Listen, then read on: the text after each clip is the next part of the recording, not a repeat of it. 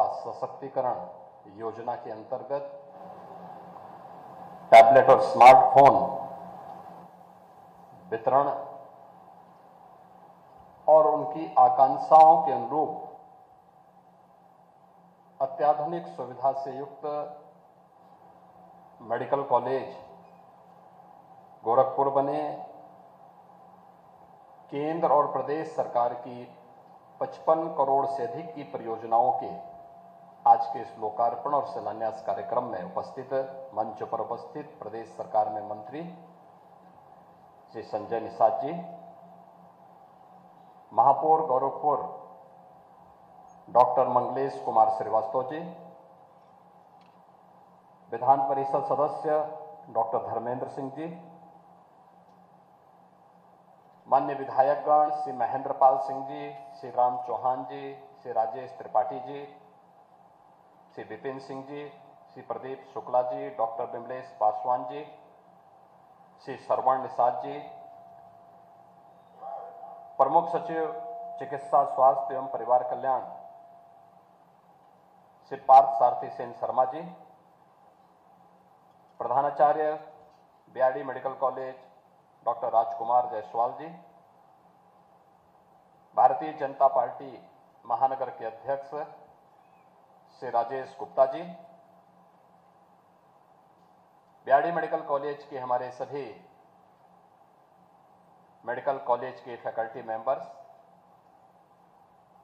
और यहाँ के सभी छात्र छात्राएं और उपस्थित बहनों और भाइयों, आज मुझे इन दोनों योजनाओं के साथ यहाँ पर जोड़ने का अवसर प्राप्त हुआ है, जो न केवल आपकी आकांक्षाओं के अनुरूप बीआरडी मेडिकल कॉलेज को एक उच्च मेडिकल स्वास्थ्य शिक्षा के बेहतरीन केंद्र के रूप में स्थापित करने में मददगार होगा, बल्कि इस मेडिकल कॉलेज के माध्यम से पूर्वी उत्तर प्रदेश की 5 करोड़ की आबादी को बेहतरीन स्वास्थ्य सुविधा भी उपलब्ध कराने की उनकी भावनाओं के अनुरूप हम तैयार कर पा रहे हैं।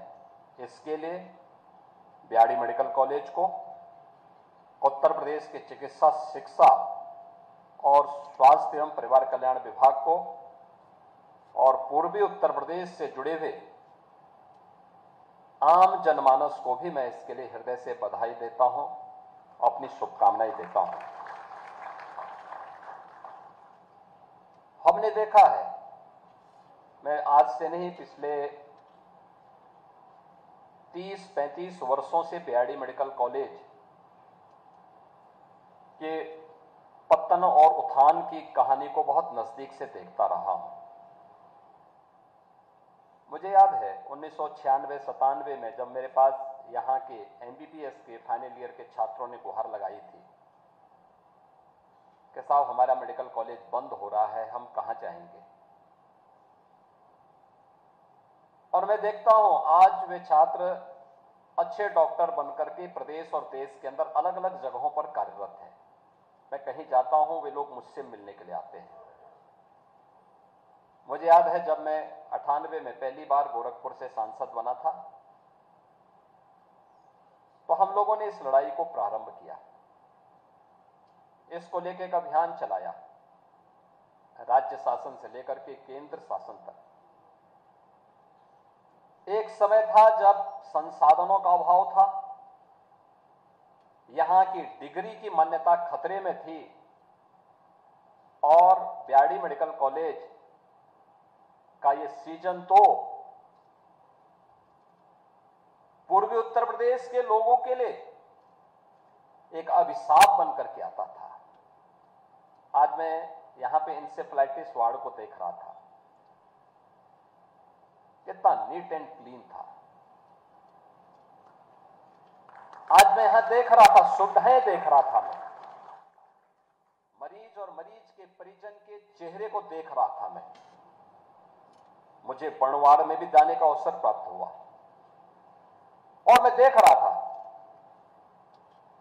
मुझे याद है जब मैं इस मेडिकल कॉलेज में पहली बार आया था देखने के लिए, मुझे यहीं से एक छात्र ने फोन करके अवगत कराया था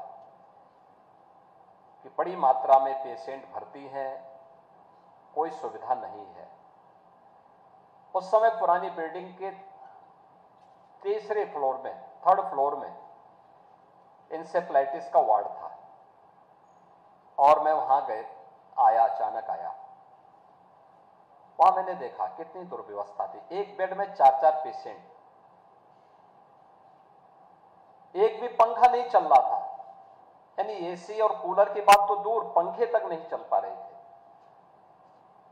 और पेशेंट के साथ में उनके अटेंडेंट की भीड़ पूरे वार्ड में भरा हुआ था, पूरा वार्ड भरा हुआ था। भयंकर गर्मी, भयंकर बदबू। मेरे साथ जो 2-4 लोग थे वे सब इधर उधर भागते हुए दिखाई दिए, क्योंकि जो भी वहां जाता था उसको चक्कर आ रहा था वहां तक, गर्मी से, बदबू से। और जब मैं उस वार्ड में थोड़े और आगे बढ़ा तो मैंने देखा कि पानी फर्श में बिखरा हुआ था। मैंने कहा पानी क्यों बिखरा हुआ फर्श पे? तो लोगों ने कहा साहब आप सोचिए 3rd फ्लोर का टॉयलेट चौक था। मैंने कहा कब से बंद है? कहा साहब 7-8 साल हो गए। अनुमान कर सकते हैं क्या स्थिति रही होगी। और आज हम तुलना करते हैं उस समय की स्थिति से। आप पुरानी पिक्चर देखते होंगे, कभी वो पिक्चर आपको देखना चाहिए। एक ही बेड में 4-4 पेशेंट होते थे। डॉक्टर मेहनत करता था, यहां का पैरामेडिक्स मेहनत करता था, मैं सचमुच उनका अभिनंदन करूंगा। संसाधनों के अभाव में उन्होंने यहां पे इंसेफ्लाइटिस से बहुत लोगों की जान बचाई। लेकिन इस सब के बावजूद प्राइवेट टैक्सी से लोग आते थे, कुशीनगर से टेम्पो से आते थे, महाराजगंज सिद्धार्थनगर से भी टेम्पो से आते थे।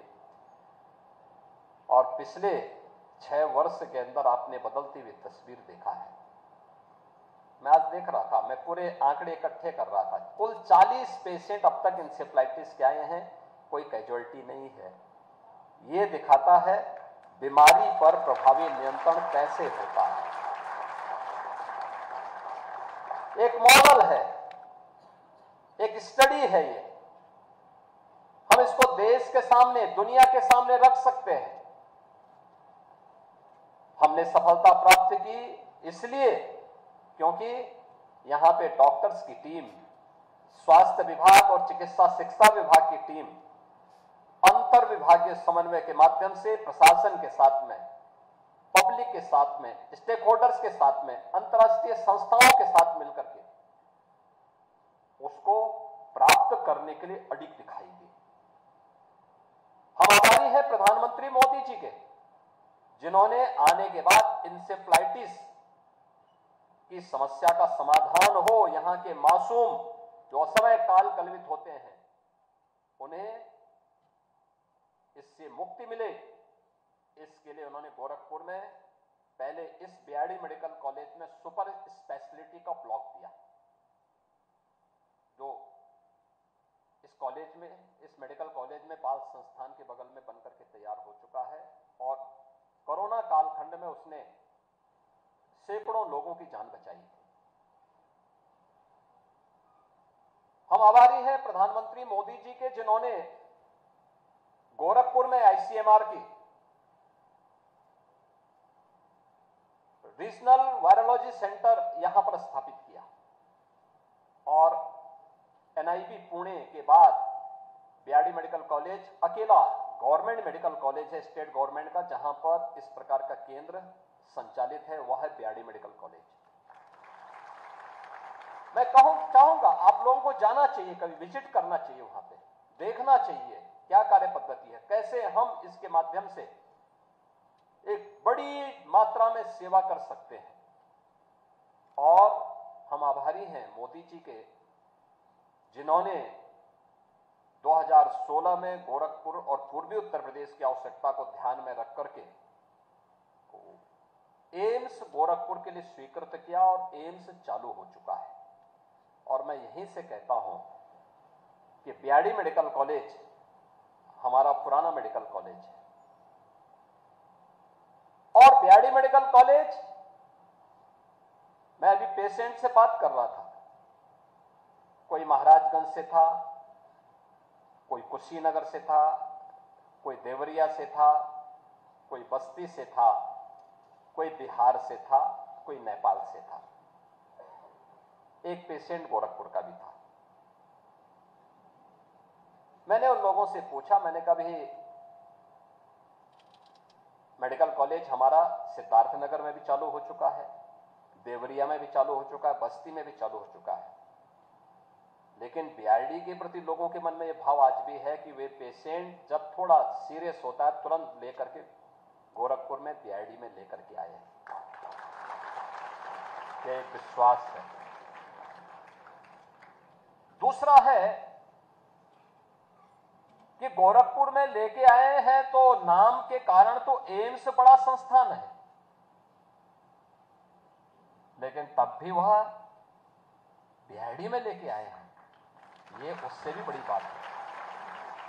अब हमारी प्रतिस्पर्धा, मैं बार बार कहता हूं, एम्स गोरखपुर से है और यही समय है जब बीआरडी मेडिकल कॉलेज के फैकल्टी को और यहां के स्टूडेंट्स को सबको मिलकर के बीआरडी को एक नई ऊंचाई देनी है और इस स्वस्थ प्रतिस्पर्धा में अपने आप को साबित करना है कि नहीं, हम वह कर सकते हैं, क्योंकि आज संसाधन का अभाव नहीं होगा, लेकिन हमें अपने आप को तैयार करना है कि हम पूर्वी उत्तर प्रदेश के लोगों को बेहतरीन स्वास्थ्य सुविधा दे सकते हैं। और इसके लिए आज तो सभी सुविधाएं डिजिटल प्लेटफॉर्म पर आप देख सकते हैं।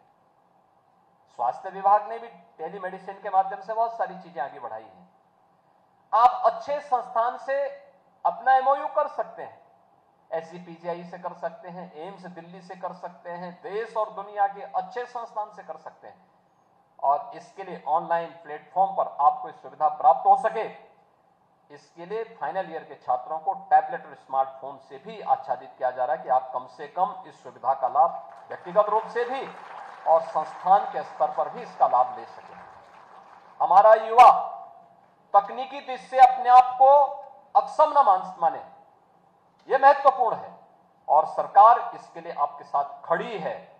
आपकी आकांक्षाओं को पंख लगाने के लिए आपकी उड़ान के साथ आपके साथ खड़ी है और इसके लिए सरकार आपके साथ खड़ी है कि नहीं, आप आगे बढ़िए, हम आपको पीछे से पूरी तरह सपोर्ट करेंगे, हर स्तर पर सपोर्ट करेंगे। और उस दृष्टि से आज बीआरडी मेडिकल कॉलेज को हम देख सकते हैं। मुझे याद है जब 97-98 की यात्रा हम लोगों ने प्रारंभ की थी, तब लगता था कि अब बंद होगा, तब बंद होगा, मेडिकल कॉलेज अब बंद हो रहा है, तब बंद हो रहा है। रोज समाचार आते थे, यहां के समाचार पत्रों में एक ही न्यूज आता था। दो प्रकार की न्यूज हमें सुनने को मिलती थी, एक यहां की डिग्री को लेकर के, यहां की मान्यता को लेकर के, और दूसरा इंसेफ्लाइटिस को लेकर के। आज इतनी मौतें हो गई, आज इतनी मौतें हो गई और ये मौतों का आंकड़ा बढ़ता जाता था। एक छत के नीचे हम लोगों ने यहां बीआरडी मेडिकल कॉलेज में एक बीमारी से 500-700 मौतें होते हुए देखी, एक ही छत के नीचे, इतने बड़े पैमाने पर। और इसीलिए आज मैं आपके पास आया हूं कहने के लिए, याद रखना, एक डॉक्टर के रूप में आम जनमानस आपके प्रति बड़ा श्रद्धा और सम्मान का भाव रखती है, और श्रद्धा और सम्मान के भाव को बड़ी मेहनत के साथ संजोए रखने की आवश्यकता है। उसके लिए अपने आप को तैयार करने की आवश्यकता है। हम जानते हैं कोई व्यक्ति जब कहीं तनाव से पीड़ित होता है और गुस्से में होगा, उसके परिवार का सदस्य बीमार है, बहुत सारे लोगों का एकमात्र पुत्र होता है, बहुत सारे परिवार का अभिभावक बीमार होता है, उसके तनाव की कल्पना कर सकते हैं। यद्यपि सरकार ने आज बहुत सारी सुविधाएं दी हैं, आयुष्मान के कार्ड की सुविधा दी है, 5,11,00,000 लोग उत्तर प्रदेश में आच्छादित हैं इस समय आयुष्मान कार्ड की 5 लाख रुपए की स्वास्थ्य सुविधा से। मुख्यमंत्री राहत कोष से स्वास्थ्य सुविधा के लिए मैंने स्वयं 1,88,000 लोगों को धनराशि उनके स्वास्थ्य के उपचार के लिए उपलब्ध करवाई है। कोई संकोच नहीं होता कि नहीं, उसको मिलना चाहिए, क्योंकि जिससे उसकी जान को बचाया जा सके। लगातार हम पैसा देते हैं, लगातार धनराशि उपलब्ध करवा रहे हैं। पैसे आज उपचार के लिए कम नहीं है, लेकिन फिर भी लोगों की अपनी समस्याएं होती हैं।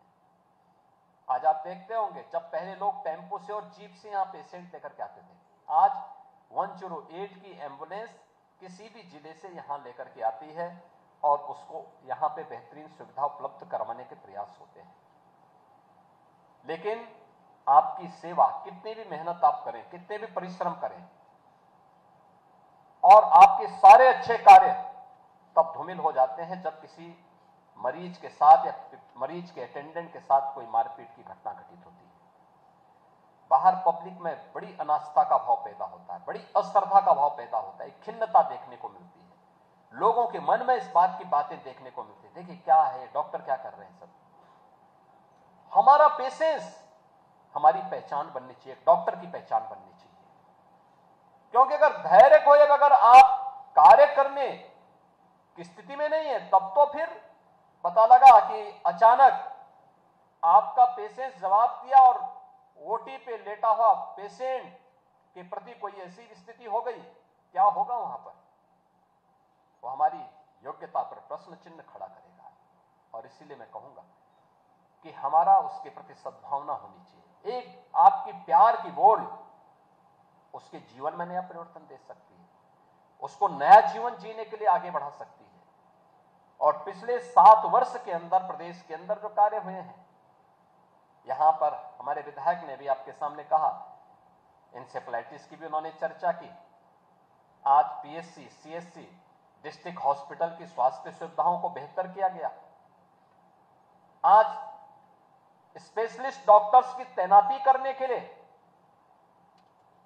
जिले स्तर पर ही कमेटी उनका सिलेक्शन कर सकती है, इसकी भी स्वतंत्रता दी है। वॉक इन इंटरव्यू की व्यवस्था, आप आइए, इंटरव्यू दीजिए, नियुक्ति पाइए।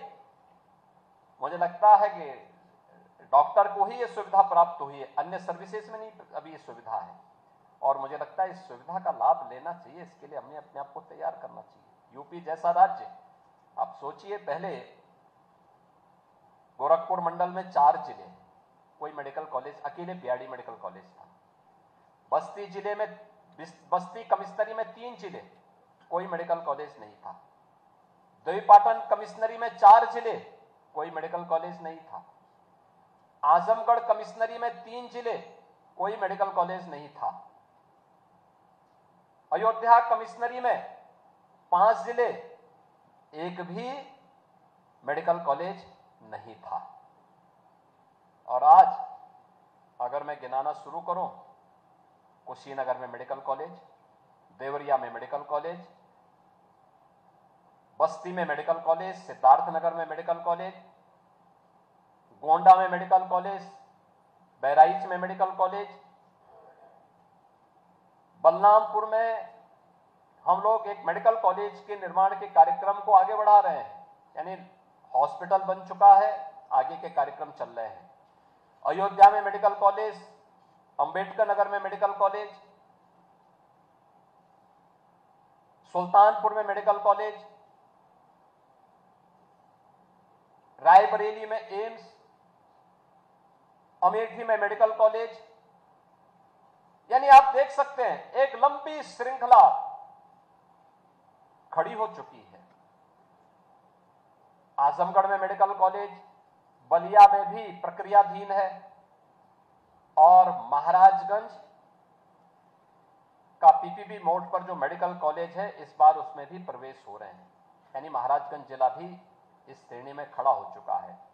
शामली और संभल में भी मेडिकल कॉलेज में इस मान्यता में पीपीपी बोर्ड पे जो नया मेडिकल कॉलेज बने हैं, यहां पर अब एमबीबीएस फर्स्ट ईयर में इस बार यहां पर भी लोग प्रवेश लेंगे, बच्चे प्रवेश लेंगे, यानी 1 डिस्ट्रिक्ट 1 मेडिकल कॉलेज की दिशा में उत्तर प्रदेश आगे बढ़ चुका है।